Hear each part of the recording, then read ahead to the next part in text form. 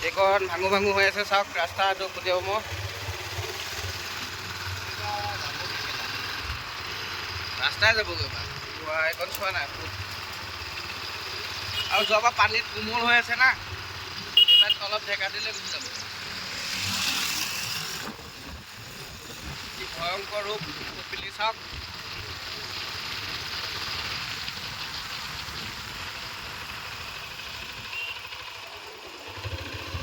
চাব গ'লে এইটো ৰাস্তা দি আহিবলৈ ভয় হৈ গ'ল ন